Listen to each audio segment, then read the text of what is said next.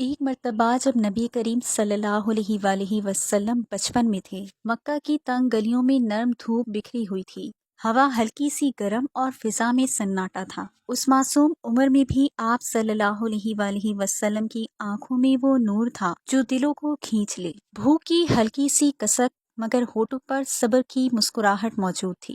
کچھ دور ابو جہل کا کھجوروں کا باغ موجود تھا۔ وہ ایک یہودی کے ساتھ بوری میں کھجورے بھر رہا تھا۔ نبی صلی اللہ علیہ وآلہ وسلم نے اس طرف قدم بڑھا دیے۔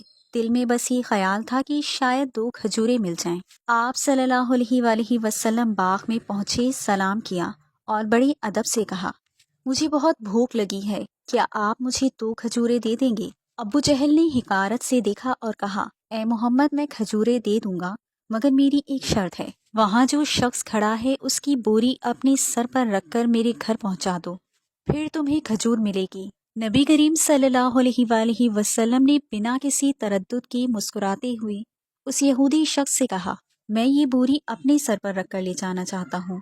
اس یہودی شخص نے حیرانی سے پوچھا، اس عمر میں اٹھا سکو گے؟ آپ صلی اللہ علیہ وآلہ وسلم نے اطمینان سے فرمایا، یقیناً۔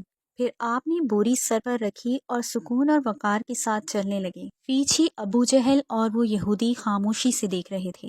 بوری ابو جہل کے گھر پہنچا کر نبی صلی اللہ علیہ وآلہ وسلم نے معصومیت سے فرمایا کہ اب کھجور دے دیجیے۔ ابو جہل نے صرف ایک کھجور دی۔ آپ صلی اللہ علیہ وآلہ وسلم نے ادب سے فرمایا، کیا ایک اور کھجور نہیں دیں گے؟ یہ معصوم سی گزارش جیسے ابو جہل کو چبھ گئی۔ وہ غصے سے بھر اٹھا اور ایک زوردار تھپڑ نبی کریم صلی اللہ علیہ وآلہ وسلم کے چہرے اقدس پر چڑھ دیا۔ اسی پل جیسے آسمان کا رنگ بدل گیا، ہوا تھم گئی، پہاڑ خاموش ہو گئے۔ معصوم محمد صلی اللہ علیہ وآلہ وسلم پر یہ ظلم، اور ابو جہل ہنستا ہوا اپنے گھر میں داخل ہو گیا۔ مگر گھر جا کر جیسے ہی اس نے اپنا کھجوروں کا بورا کھولا، ابو جہل حیرت سے جم سا گیا۔ اس نے دیکھا کہ بورے کی ساری کھجوریں چھوٹے چھوٹے پتھروں میں بدل چکی تھیں۔ وہ یہودی شخص جو پاس کھڑا تھا حیرت اور صدمے میں ڈوب گیا۔ اس کی آنکھیں اس منظر پر ٹھہر گئیں اور وہ وہیں رک گیا۔ پھر تیزی سے اپنے سردار کے پاس یہ خبر دینے دوڑ پڑا۔